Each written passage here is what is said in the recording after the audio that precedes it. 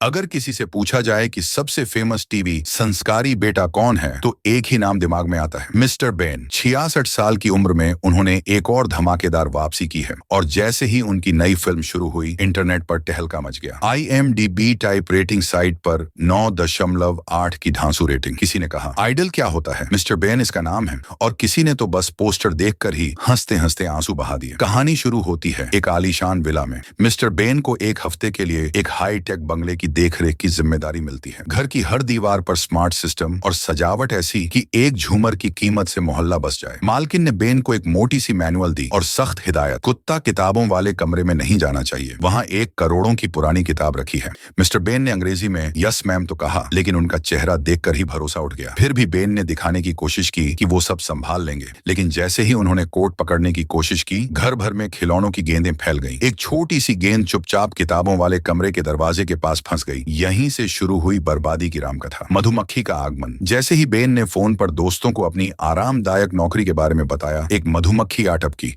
Ben ने झपट्टा मारा, लेकिन हाथ लगा करोड़ों का स्टैचू, जो टूट गया चूर चूर। घबराए बेन ने उसे ग्लू से चिपकाने की कोशिश की, लेकिन स्टैचू खुद को नहीं संभाल पाया। फिर आया हेयर ड्रायर, लेकिन उस हवा ने मूर्ति का सिर उड़ा दिया। उससे पहले कि कुछ हो, घर का कुत्ता दौड़ता हुआ आ गया और मूर्ति का सिर लेकर भाग गया। और फिर शुरू हुआ तांडव। बेन ने कुत्ते से मूर्ति का सिर छीना, जो किसी जंग से कम नहीं था। कुत्ता पीछे, मधुमक्खी के पीछे, और सीधे जा घुसा उस मना किए गए कमरे में। कमरे का स्मार्ट लॉक एक्टिवेट हुआ, दरवाजा बंद, और बेन के होश उड़ गए। मैनुअल से मदद लेनी थी, लेकिन वो तो उसने गलती से स्टोव पर जला दी थी। कुत्ता और मधुमक्खी अंदर, और अंदर के हर महंगे सामान की बैंड बजा दी गई। अब बेन ने ठान लिया, मधुमक्खी को सबक सिखाना ही होगा। वो लाया ब्रेड पर पीनट बटर, रखा ओवन में। मधुमक्खी फंसी, लेकिन बेन को दया आ गई और उसने उसे छोड़ दिया। पर मधुमक्खी फिर लौटी और बेन को बाहर लॉक कर दिया। कुत्ते की मदद से घर में वापसी की कोशिश की, लेकिन फिर से बना विदूषक। कई बार की पिटाई, चुटकुले और फिसलन के बाद बेन ने आखिरकार मधुमक्खी को वैक्यूम क्लीनर में फंसा लिया और उसे जला दिया। लेकिन क्या मधुमक्खी मरी? पता नहीं, क्योंकि अब आते हैं असली चोर। 3 चोर रात को घर में घुसे। बेन सो रहा था, लेकिन चोरों को भी समझ नहीं आया कि घर में असली सामान तो कबाड़ जैसा लग रहा है। बेन के झूठ मूठ वाले स्टैचू, सीडी वाले झूमर और फर्जी दीवार की सजावट देखकर चोर भी कंफ्यूज हो गए। अचानक मधुमक्खी फिर से आई। बेन हाथ में टॉयलेट प्लंजर लेकर दौड़ा और तीनों चोर डर के मारे जम गए। अगले दिन पुलिस आई। बेन ने कहा कुछ नहीं देखा, पर बैकग्राउंड में तीनों चोरों की परछाई पड़ गई। अब आया ग्रैंड फिनाले। बेन ने फिर जाल बिछाया, इस बार झड़ छिड़क कर मधुमक्खी को मारने का फैसला, लेकिन जाल में फंस गया उसका प्यारा कुत्ता। तभी आया वीडियो कॉल। मालिक कुत्ते को देखना चाहता था। बेन ने जैसे तैसे उसे सेट किया, फिर उसे लेकर भागा डॉक्टर के पास, लेकिन मधुमक्खी फिर साथ होली। और अब क्या वो मधुमक्खी मरेगी या फिर से सब कुछ उल्टा पुल्टा होगा?